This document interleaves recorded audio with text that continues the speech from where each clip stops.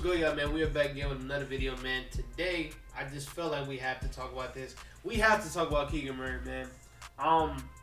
Drafted by the Kings at number 4 overall pick. Day one, automatically got disrespected by the NBA. They took a picture with all the top picks. It was Chet Holmgren, Paolo Banchero, Jabari Smith, and Jaden Ivey, who was a pick after Keegan Murray. And Keegan Murray was not invited to that picture. That's some little things, but that's still like pretty disrespectful. And then a lot of people automatically call him a bust, saying that was a dumb pick by the Kings, because a lot of people think Jaden Ivey has this superstar potential, which may be true, but that's just a lot of people not really paying attention to what the Kings needed. The Kings don't really need that right now. They want to make the playoffs. They want to make the play-in. This is the most NBA-ready player as of right now, and he's come in and shown why. In the Summer League, it's an argument that he's been the best player.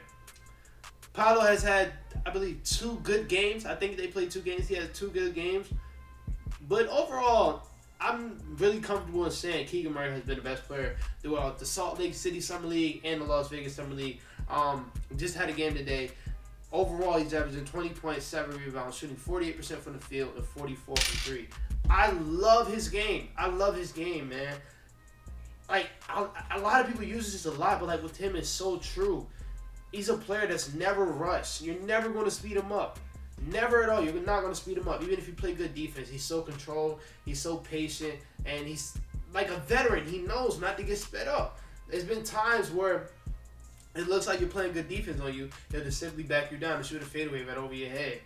There's at times where he's searching for a 3, and you jump, and he's going to draw the foul immediately. Like, he's just so patient in what he does. The shot is super consistent. You even see some actions that they're running for him. They do the same play every time in the beginning of the game where they run him off a double screen. Mostly it ends in the bucket, and has been, except this game today. It always ended in a bucket for him. And I'm looking at him, and I'm thinking about how's he going to look next to Domantas Sabonis, next to De'Aaron Fox. And I'm like, yo, they can literally be a playoff team.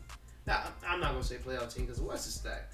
I'm going to say they can be a playing team. And I'm damn near going to say they are a locked playing team, because I'm expecting De'Aaron Fox and Domantas Sabonis to come back with more chemistry. I think they got better pieces around. I just love his fit with this team, man. And he's doing some things. I didn't think his passing was this good, but his passing is good. He passes it well to the corner. But you got guys, I don't know what his name is, number 32, I believe, that he's not really a shooter, so he's not going to go up and just shoot it immediately. What's his name? Keon Ellis.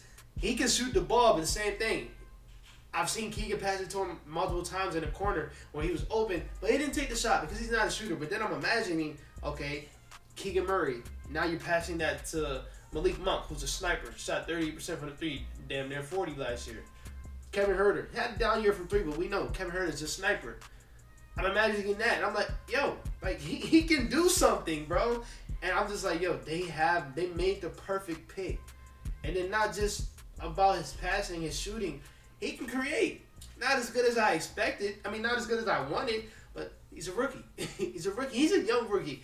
He plays like a vet, but he's only like 20, 21. He's not like one of them 4-year guys. He was in college for 2 years. He's just a he's a veteran guy, automatically. I love the fit next to him and Domantas.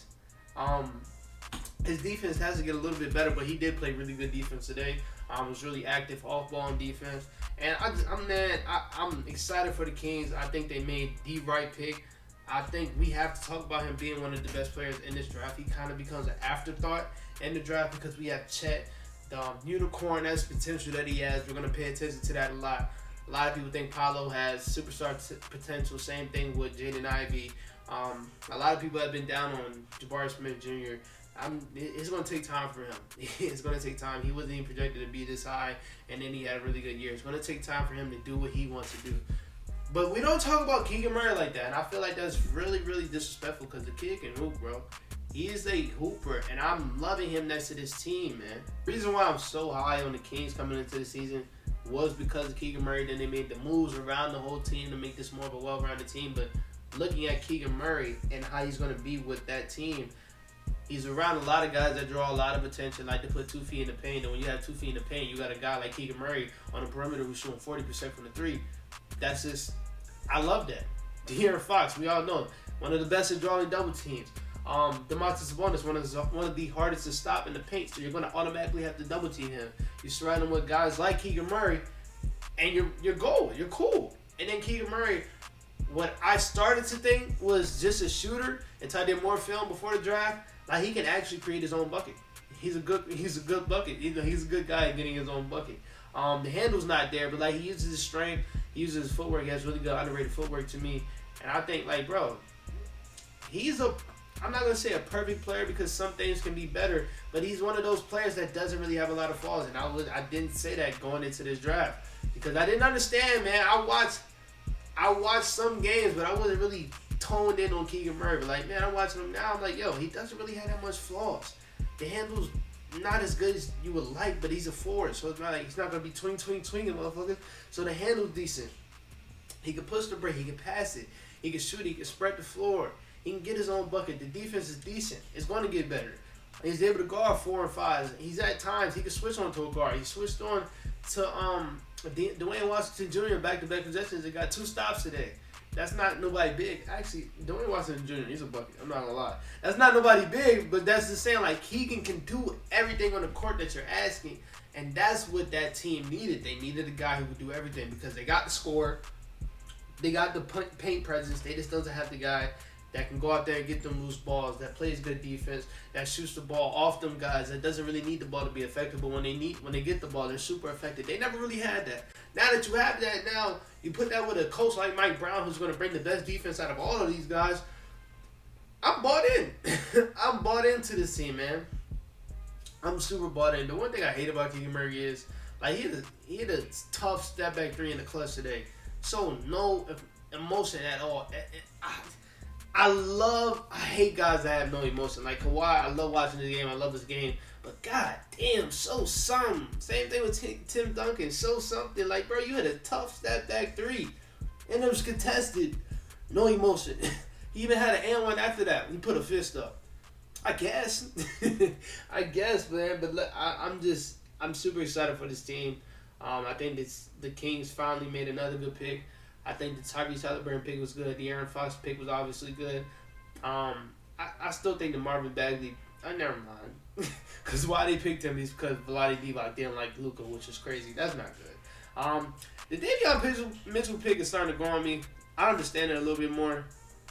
But then you put him with a guy like he's a veteran guy. Davion Mitchell was. So you put him next to this young core. Hopefully you can bring some veteran leadership and all that stuff. Just more points for you. Don't really got to develop him that much. And then you get Keegan. Like, I love what they're doing. I love what they're doing. And I expect them to make at least a play-in run this season because I'm expecting big things from De'Aaron Fox. But that's it for this video, man. I just had to talk about Keegan Murray. He's impressed me. He has blown me away. No homo. Like, I didn't think he was this good. I'm not going to lie. Like, he's getting these buckets, like, pretty easily. Not too super consistent. Like, I'm loving what I'm watching. A guy like him, you would think his game is boring, but like he had me up in my out of my seat yesterday, especially in that Magic Kings game was fire. Not one of the best games I ever watched. G League, NBA, Summer League, anything. One of the best games I've ever watched. That game was fun, and he played a big part in that, man. But that's it for this video. I'll talk to y'all later. Peace out.